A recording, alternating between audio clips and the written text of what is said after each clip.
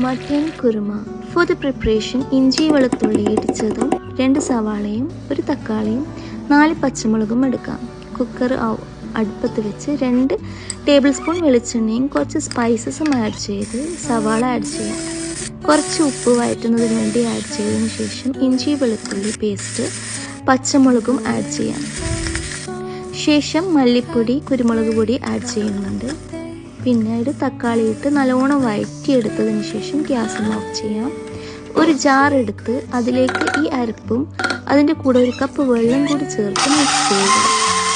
Cooker എടുത്ത് അതിലേക്ക് നമ്മളുടെ മട്ടൻ എടുത്ത് ഈ അരപ്പ് അതിലേക്ക് ഒഴിച്ച് 1 കപ്പ് വെള്ളം കൂടി ആഡ് ചെയ്ത് ഒഴിക്കാം.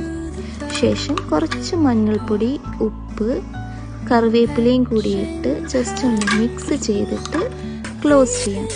4 വിസിൽ വരുന്നവരെ മട്ടൻ വേവിക്കുക. ശേഷം ഒരു ജാറെടുത്ത് അതിലേക്ക് തേങ്ങയും കശുവണ്ടിയും കൂടി മിക്സ് ചെയ്ത് അരപ്പ് തയ്യാറാക്കാം. ശേഷം ഒരു പാനിലേക്ക് ഈ മട്ടനും ഇളക്കിയതിന് ശേഷം നമ്മളുടെ അരപ്പ് കൂടി മിക്സ് ചെയ്തിട്ട് കുറച്ച് വെളിച്ചെണ്ണ കറിവേപ്പില ഇട്ട് കഴിഞ്ഞാൽ നമ്മളുടെ കറി ഇവിടെ റെഡിയാണ്.